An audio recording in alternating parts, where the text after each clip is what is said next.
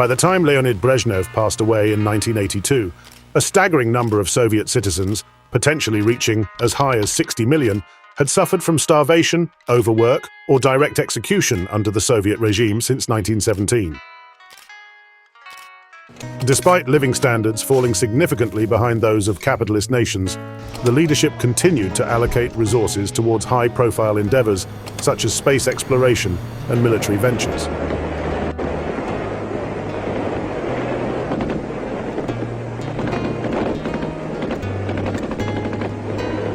While Brezhnev's reign was not as ruthless as that of Lenin or Stalin, he made little effort to address these issues, instead opting to reinforce the deeply entrenched Soviet bureaucracy, which had its influence pervasive in all aspects of life. The state's authority in this system was truly comprehensive, partially owing to the infamous secret security agency, the KGB, under the leadership of Yuri Andropov from 1967 to 1982.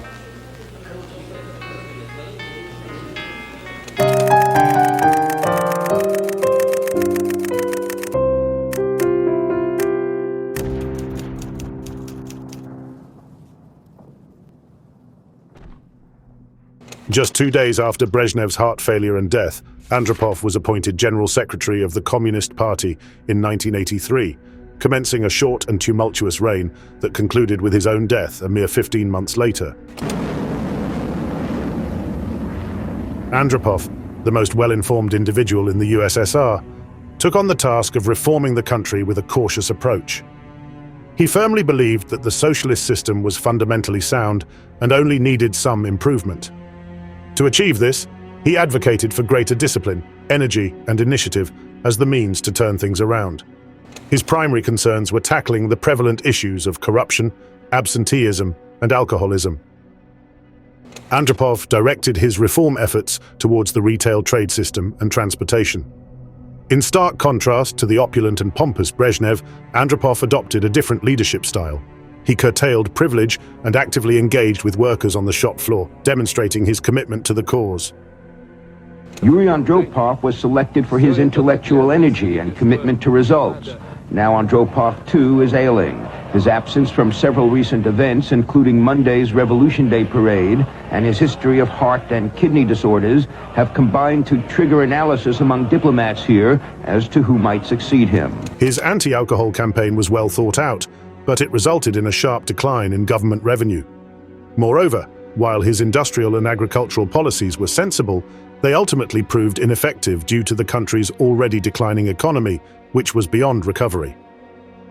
During Andropov's leadership, a notable group of cautious reformers emerged and gained prominence. This group comprised individuals such as Mikhail Gorbachev, Yegor Ligachev, and Nikolai Ryzhkov. Andropov had expressed his desire for Gorbachev to succeed him after his death. However, contrary to his wishes, the 72-year-old and terminally ill Konstantin Chernenko was carefully placed into the top party position. Chernenko later assumed the roles of President of the USSR and Chairman of the Defense Council. This decision reflected a preference for a non-reformer, harkening back to the principles of Brezhnevism by the aging Politburo. Nevertheless, Gorbachev was appointed as the second secretary, responsible for chairing Politburo meetings in Chernenko's absence, or when he was unfit to fulfill his duties, a situation that occurred quite frequently. Under Chernenko's leadership, party privilege once again began to grow.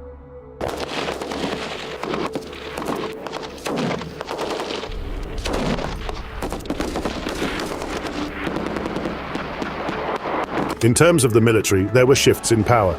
The capable and dynamic Chief of Staff, Marshal Nikolai Ogarkov, was reassigned and replaced by Marshal Sergei Akhromeyev. Ogarkov faced criticism for his aggressive promotion of the SS-20 missile program and for the shooting down of Korean jet flight 007, which had inadvertently entered Soviet airspace in September 1983, resulting in the loss of 269 passengers and crew.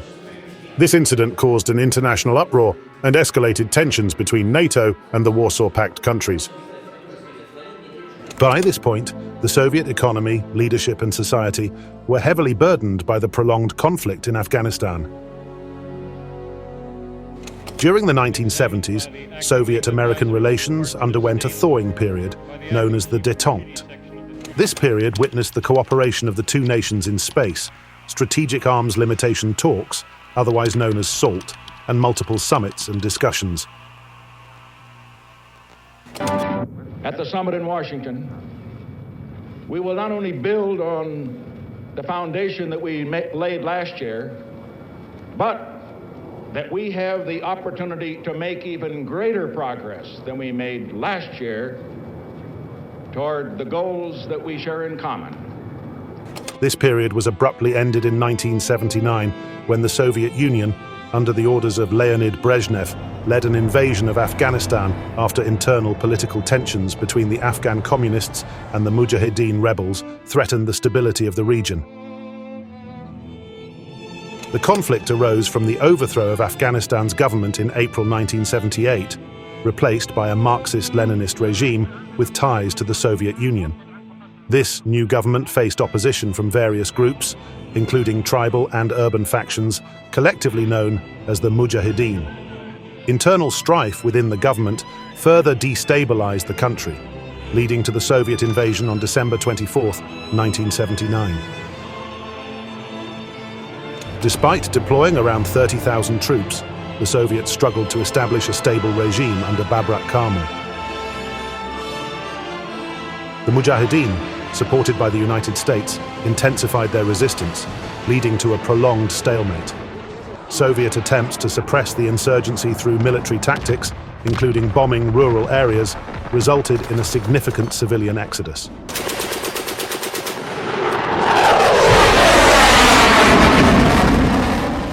The war became a costly endeavor for the Soviet Union, with around 15,000 casualties.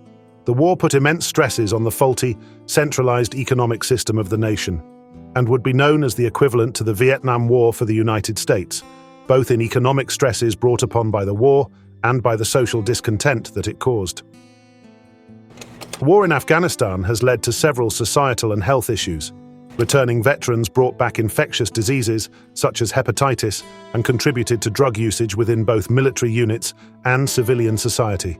Drug experimentation was widespread among soldiers, with approximately 10% becoming addicted to hashish.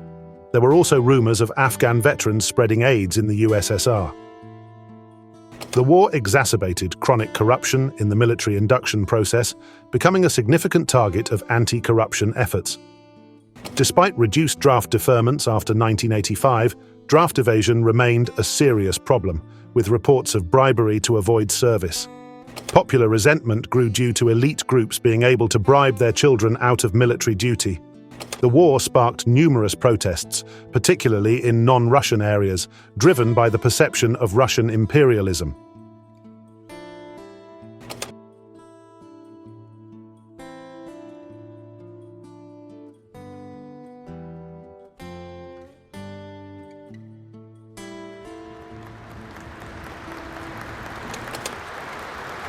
While often seen as reminiscent of the Brezhnev era, Chernenko, during his time as chief of state, implemented educational reforms and structural changes within the state bureaucracy. He also promoted a larger involvement of labor unions and facilitated improved relations with the People's Republic of China by negotiating a commercial agreement.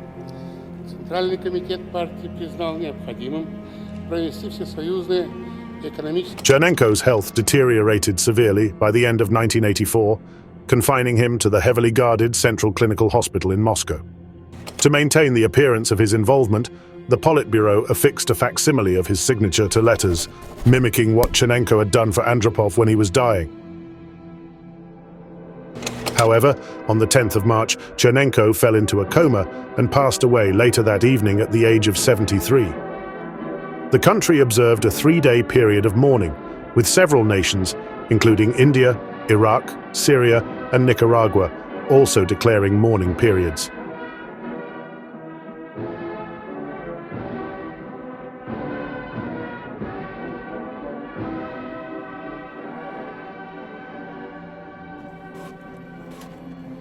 Chernenko became the third Soviet leader to die within a span of 3 years. Upon being informed of his death, US President Ronald Reagan reportedly expressed frustration, questioning how he could make progress in dealings with the Russians if they kept passing away. There seemed to be an unspoken agreement within the Politburo that Gorbachev would succeed Chernenko upon his death. However, some members began to have doubts. Grigory Romanov and Viktor Grishin, both aspiring for the highest office of party leader, challenged Gorbachev's position. Yegor Ligachev later confirmed that a power struggle had taken place, with Andrei Gromyko, Mikhail Solomentsev, and Viktor Chebrikov ensuring Gorbachev outmaneuvered Grishin.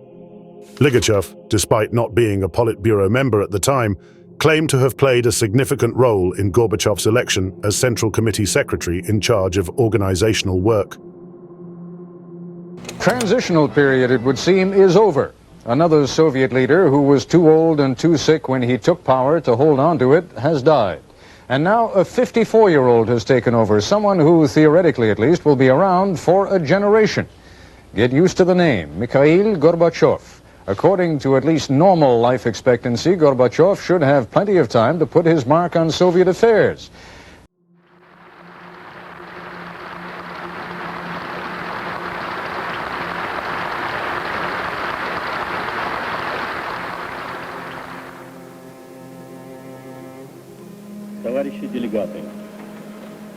Gorbachev faced challenges from the start, since personnel changes required intense bargaining and negotiations. However, he showcased his skill as a negotiator. Ligachev became second secretary, entrusted with chairing Central Committee Secretariat meetings and overseeing personnel and ideology, a role typically held by the General Secretary.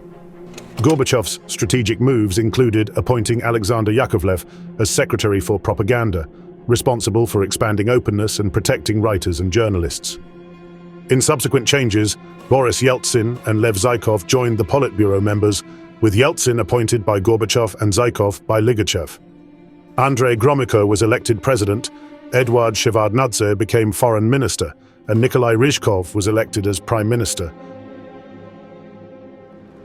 The 27th Party Congress in February and March of 1986 witnessed significant transformations, including a mandate to clean up corruption in the Moscow apparat. You can learn further details regarding the 27th Party Congress by accessing a confidential report prepared by the CIA in 1986. The link to the report can be found in the description. With approximately 52% of newly elected Central Committee members being fresh appointees, the stage was set for a new team of moderate reformers led by Gorbachev. When Gorbachev assumed office in March 1985, he clearly stated his policy preferences. In a speech on the 10th of December 1984, he emphasized the necessity of profound economic and social transformations through economic restructuring and democratization, known as Perestroika and Glasnost.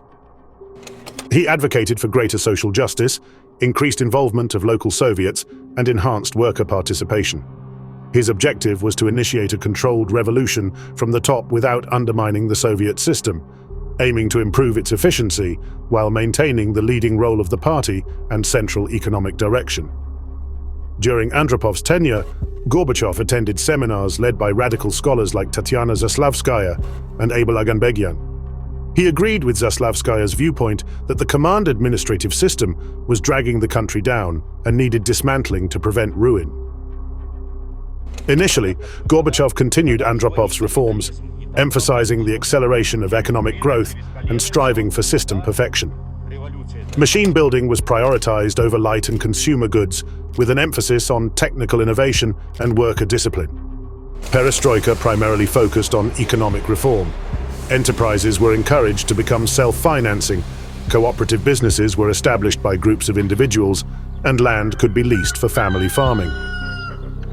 Gorbachev supported the anti-alcohol campaign, earning him the nickname Mineral Water General Secretary. However, these efforts yielded few positive results, as he overlooked the crucial need for greater incentives to motivate workers. His policies resulted in a decline in available consumer goods and failed to foster agricultural development. Quoting an unclassified CIA document from 1988, "Despite considerable rhetoric, what has actually been done so far has not greatly changed the system of economic incentives that discourage management innovation, technological change, and private initiative. For example, 3 years ago, Gorbachev created a new organizational mechanism, the interbranch scientific and technical complex to spearhead the development of critical technologies for industrial modernization. The 20-some complexes are performing dismally, having failed utterly to produce increased volume or quality of new products or to shorten the research and development process. The bureaucratic class, fearing the erosion of their privileges and power, opposed these activities. Cooperatives faced heavy taxation, procurement challenges, and public hostility. At the 27th Party Congress, Gorbachev stressed the need for far-reaching reforms to revive the economy. It was during this Congress that clear evidence emerged of Gorbachev and his supporters launching an offensive against the existing party order, with Boris Yeltsin becoming a focal point of contention. Yeltsin strongly criticized the privileges of the party apparatus, including the elite exclusive shops that were denounced in a Pravda article prior to the Congress. Ligachev fiercely attacked the article and the issue's introduction, with Gromyko supporting him. The battle lines were drawn, and Ligachev subsequently became the primary defender of the party apparatus and the existing order.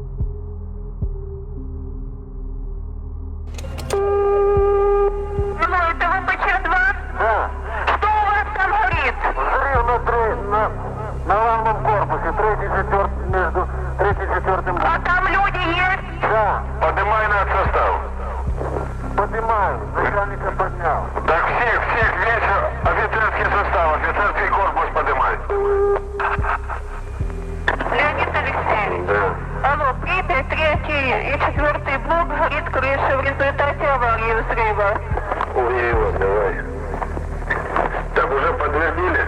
Не подтвердили, авария там произошла у них. Это диспетчер Припяти сказала. Пожарная охрана. Алло, Иванков? Да. Значит, вы выезжаете в Припять? Алло? Да, я слышу. На атомную станцию выезжаете. Там 3 и 4 блок, горит крыша. Алло, Полесская? Да. Вы, значит, выезжаете на атомную станцию, там горит крыша 3 и 4 блока. От Совета министров СССР. На Чернобыльской атомной электростанции произошла авария. Поврежден один из атомных реакторов.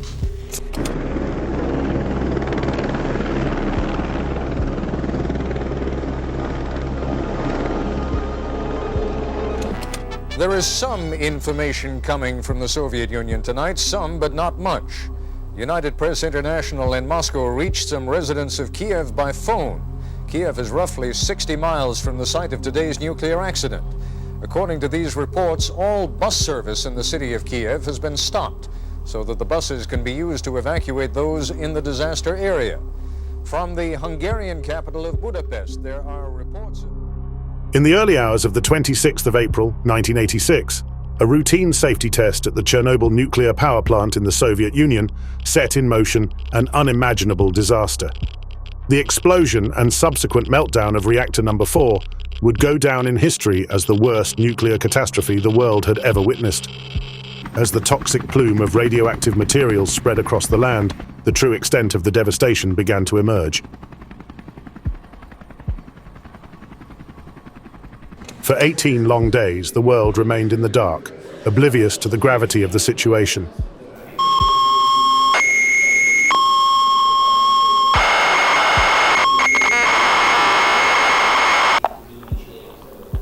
Перечень сведений, подлежащих засекречиванию по вопросам, связанным с аварией на блоке номер 4 Чернобыльской АЭС.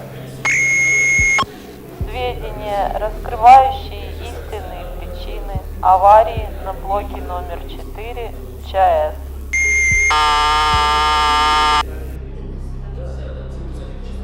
It was not until Mikhail Gorbachev finally appeared on television that the truth was revealed. Авария на Чернобыльской атомной электростанции. Она больно затронула советских людей. The Chernobyl disaster had not only ruptured the reactor and unleashed a radioactive nightmare, but it had also shaken the very foundations of the Soviet regime. Public opinion on nuclear power shifted dramatically as the magnitude of the disaster profoundly impacted communities and ignited fears about the safety of such technology. The environmental movement, fueled by this harrowing event, gained unprecedented momentum, demanding greater accountability and scrutiny in the pursuit of progress.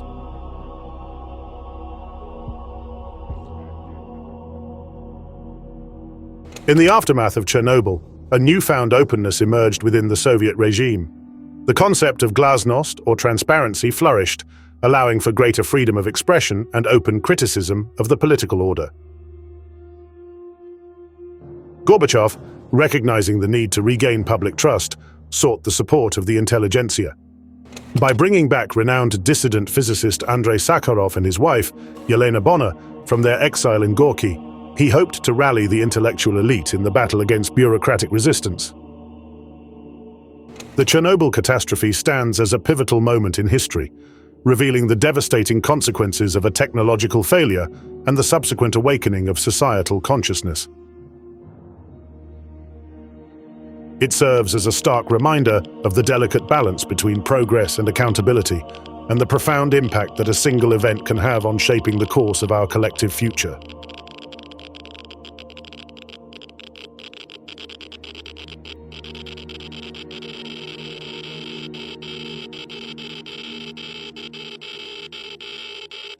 A major challenge faced by Gorbachev was the lack of consensus among the top leadership regarding the goals of Perestroika, Glasnost, and democratization.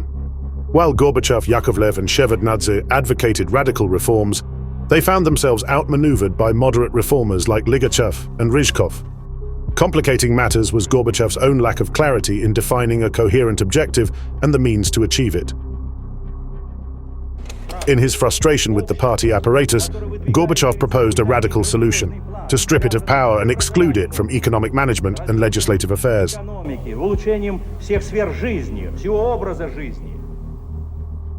the 19th All-Union Conference in June 1988, Gorbachev managed to diminish the party's dominant role in the political process, but inadvertently allowed it to consolidate power at the local level.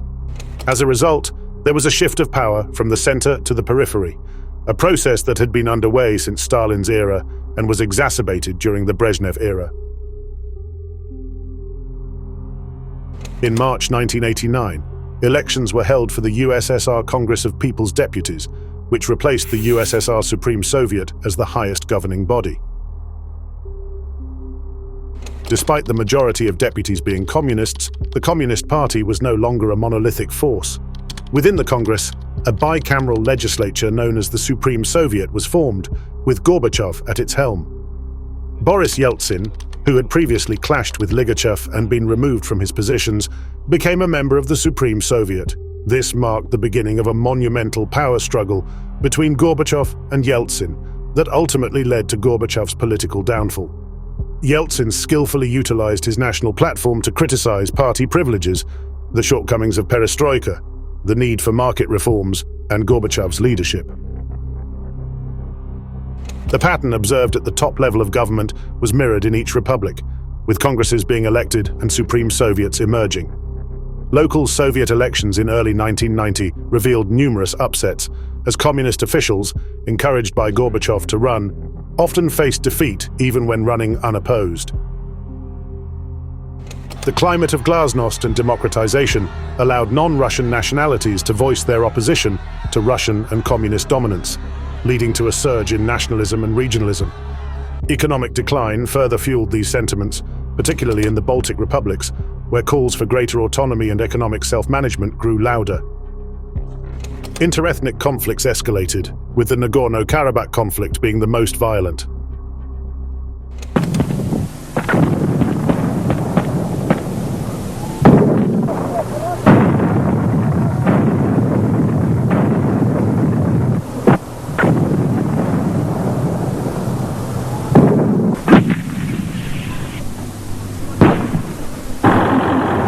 In 1990, Article 6 of the Constitution, which guaranteed the communist monopoly, was removed, legitimizing multi-party politics.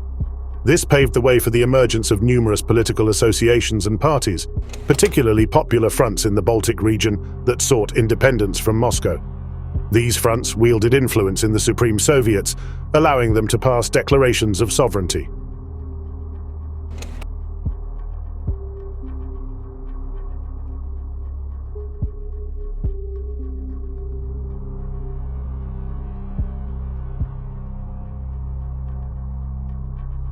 On 29 May 1990, at his third attempt, Boris Yeltsin, whose grandparents were sent to Siberia by Stalin, was elected the chairman of the Supreme Soviet of the Russian Soviet Federative Socialist Republic. The Congress of People's Deputies of the Republic adopted the Declaration of State Sovereignty of the Russian SFSR on 12 June 1990, which was the beginning of the War of Laws, pitting the Soviet Union against the Russian Federation and other constituent republics as conflicting legal claims strained the cohesion of the Soviet Union itself. Кто за то, чтобы в целом принять декларацию, прошу голосовать.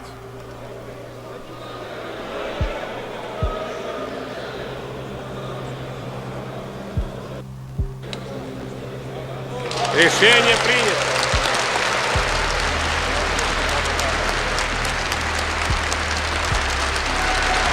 The Declaration of State Sovereignty of the Russian SFSR marked a significant turning point in Russia's constitutional landscape. It heralded the assertion of the Russian SFSR's sovereignty and laid the groundwork for a shift towards a more democratic constitutional state within the broader context of a liberalized Soviet Union. Central to the declaration was the affirmation of the supremacy of the constitution and laws of the Russian SFSR over those of the Soviet Union, a clear statement of sovereignty.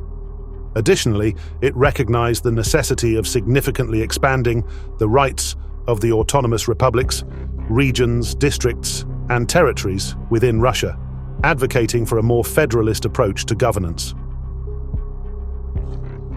Despite his initial reforms, Gorbachev grew disillusioned with the revamped USSR Supreme Soviet and sought a different model.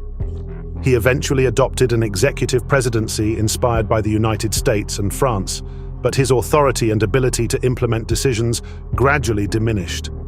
The impetus for reform came from politically active factions within the Communist Party and society, but they also posed the strongest opposition to Perestroika. Gorbachev's risk-averse approach led to retreats whenever faced with conservative opposition, hindering the progress of his reforms. Науки о человеке и обществе мы будем искать собственные. According to Alexander Yakovlev, a key architect and theorist of Perestroika, the 19th Party Conference in June 1988 presented Gorbachev with a critical choice: to pursue a genuinely popular democratic revolution with total freedom, or to remain within the confines of the bureaucracy as a communist reformer. The decision to opt for controlled democracy proved to be a fatal mistake.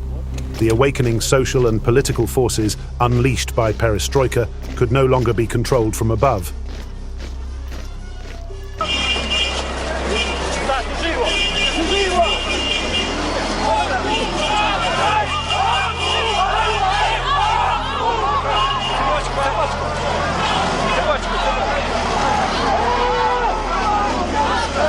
Gorbachev's failure to claim them as his constituency allowed others, notably Yeltsin, to emerge as leaders of the radical reform movement. The economic stagnation during the late Brezhnev era in the Soviet Union was caused by several factors, including the depletion of easily accessible resources, particularly raw materials, and a growing structural imbalance in the economy. The incentive system in place at the time hindered initiative and discouraged people from working hard.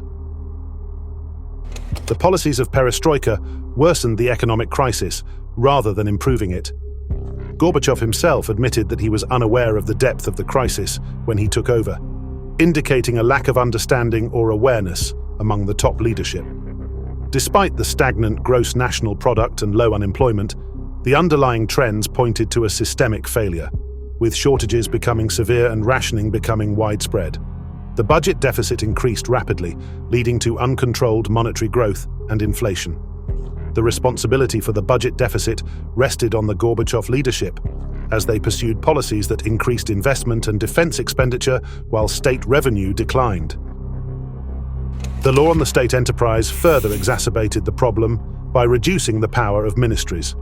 Economic fragmentation, rising nationalism, and regionalism further weakened the economy, leading to a decline in foreign trade and a significant increase in hard currency debt. Soviet statisticians' recalculations of economic performance widened the gap between the Soviet and US economies. Gorbachev received advice on how to solve the economic crisis, with different factions proposing either a socialist or a market-based solution. Gorbachev struggled to make a decision and failed to implement a coherent economic policy. His hesitation to liberalize prices out of fear of social unrest and his failure to acknowledge the seriousness of the economic crisis hindered effective measures. The absence of a viable economic policy and Gorbachev's vulnerability to pressure from conservatives contributed to the overall economic decline. The Soviet Union's military factor played a significant role in its eventual breakup. While defense spending had been increasing since the 1970s, the exact figures remained uncertain. Estimations from external sources placed Soviet military expenditure anywhere between 10 and 20% of GDP, and even within the Soviet Union, obtaining precise figures was challenging due to the complex nature of the military budget involving multiple government ministries with conflicting interests. The military budget was largely independent of economic trends, consistently receiving substantial funding. Additionally, research and development talent that could have supported economic reforms was diverted to the defense sector. The Soviet Union's involvement in Afghanistan from 1979 to 1989 further strained the military. The protracted conflict resulted in heavy casualties and war weariness among both Soviet troops and the Afghan population. The stalemate in Afghanistan weakened the Soviet army's influence and fueled opposition to Moscow in various Soviet republics, contributing to the eventual declarations of independence by the Baltic states. Alongside the military factor, societal factors, such as widespread corruption and the desire for change, played a crucial role. Glasnost allowed for the exploration of new ideas and experiences, symbolized by the opening of McDonald's first restaurant in the Soviet Union on 31st January 1990.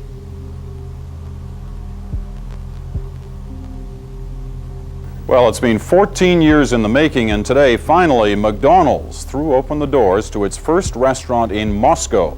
And make no mistake, this was an event of major gastronomic proportions. The disillusionment with the Soviet state's corruption and the aim for transformation ultimately led to a rupture between the empowered citizenry and a crumbling regime. Gorbachev, like Khrushchev before him, was more popular abroad than at home. He was a skilled diplomat who was able to bridge the gap between the Soviet Union and the Western public.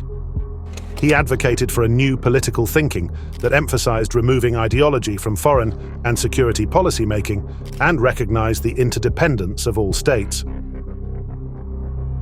Gorbachev proposed the elimination of all nuclear weapons by the year 2000 and a comprehensive security system that acknowledged the complexities of the modern world. He showed a change in the Soviet Union's attitude towards the United Nations and announced reductions in the armed forces, which faced opposition from the conservative Soviet General Staff. The Soviet leadership has decided to demonstrate once again its readiness to reinforce this healthy process not only by words but also by deeds. The first deed, unilateral troop reduction, slashing 500,000 troops from its total force of 5 million over the next 2 years. The second deed, pulling 50,000 Soviet troops, as well as tanks and other equipment, out of Eastern Europe. Today, the challenge was clear. The Soviets have made a move. Will the Americans follow suit? But it may spell trouble back home. The popular Soviet Chief of Staff, Sergei Akrameyev, retired today, reportedly for health reasons. But it may be an ominous sign that many in the military don't support Gorbachev's decision. Gorbachev, along with Shevardnadze, aimed to end the new Cold War and reduce the defense burden on the Soviet Union. Summits with Reagan led to agreements such as the INF Treaty, which eliminated certain categories of nuclear weapons. The Geneva Summit also addressed the withdrawal of Soviet troops from Afghanistan, marking the end of a costly and unsuccessful intervention. Almost a decade of Soviet bloodshed and battle ended 5 minutes ahead of schedule as the Soviet army completed its retreat. The last combat soldier to leave, Commanding General Boris Gromov.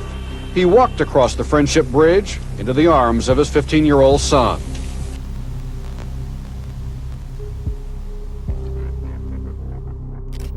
Not bad. not bad at all. And so, goodbye, God bless you, and God bless the United States of America. So help me God. Congratulations. Thank you.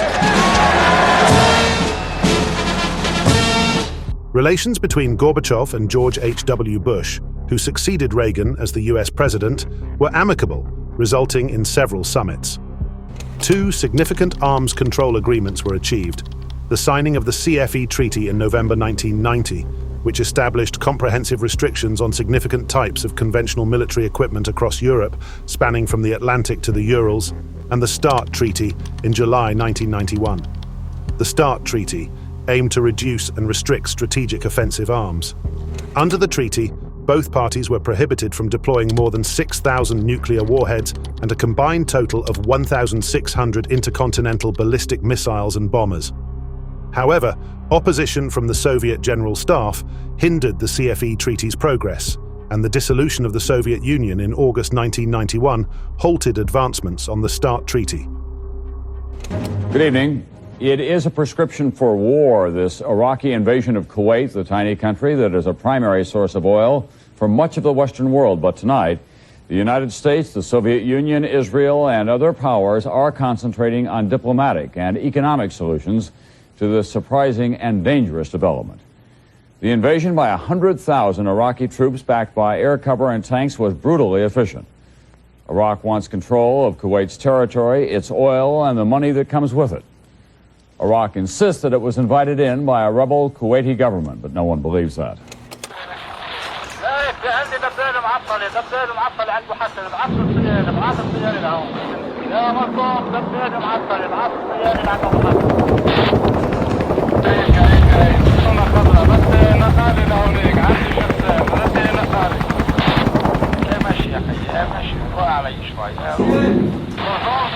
The evolving dynamics between the superpowers led Shevardnadze to vote in favor of military action against Iraq in the UN, a decision that was painful for Moscow due to its former alliance with Iraq.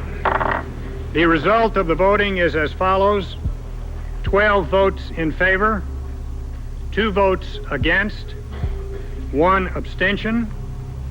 The draft resolution has been adopted as Resolution 678, 1990.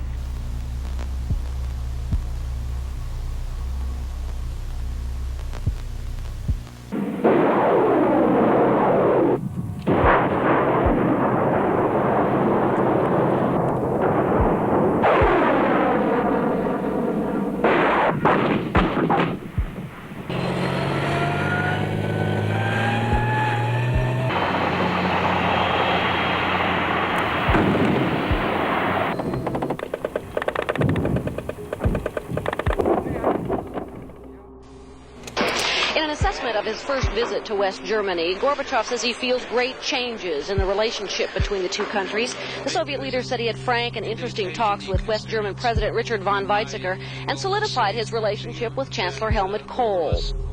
On the issue of the Berlin Wall, Gorbachev advised West Germans not to be obsessed with it. He said the building of a common European home cannot be reduced to simply dismantling the wall. He said it could disappear as quickly as it appeared when the East German government sees fit. He says it was not built to something evil. Gorbachev's visits to Europe were met with tremendous enthusiasm, particularly in West Germany, where he received an ecstatic welcome in 1989. The events of 1989 in Eastern Europe unfolded without military intervention to sustain communist regimes, thanks to Gorbachev's decision.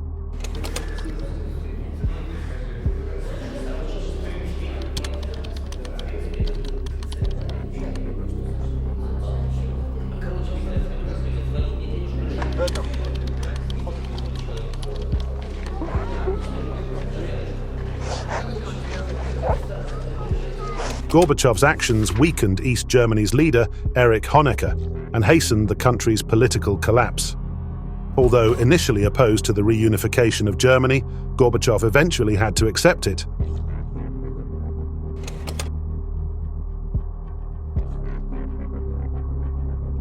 As we draw to the close of our exploration of the Gorbachev era in the Soviet Union, it's essential to reflect on the profound changes and pivotal moments that defined this transformative period. Mikhail Gorbachev's policies of Glasnost and Perestroika sought to open up Soviet society and restructure its economy, bringing unprecedented freedoms and challenges. Gorbachev's vision was one of modernization and openness, aiming to breathe new life into the stagnant Soviet system. However, these reforms also unleashed forces that he could not fully control, leading to increasing political unrest and economic turmoil. The once monolithic Soviet state began to fragment, with republics pushing for greater autonomy and independence. As we end our discussion here, we stand on the precipice of a dramatic and uncertain future. The pressures within the Soviet Union were building to a breaking point, setting the stage for the tumultuous events that would soon follow. The attempted coup of 1991, which we'll cover in our next video, would be a critical juncture in the history of the Soviet Union, ultimately leading to its dissolution. Thank you for joining us on this journey through the Gorbachev era. If you found this video insightful, please give it a thumbs up and share it with others who might be interested in this fascinating period of history. Don't forget to subscribe and hit the notification bell so you won't miss our next video on the dramatic events of 1991. Until next time, stay curious and keep exploring the past to understand the present. See you soon.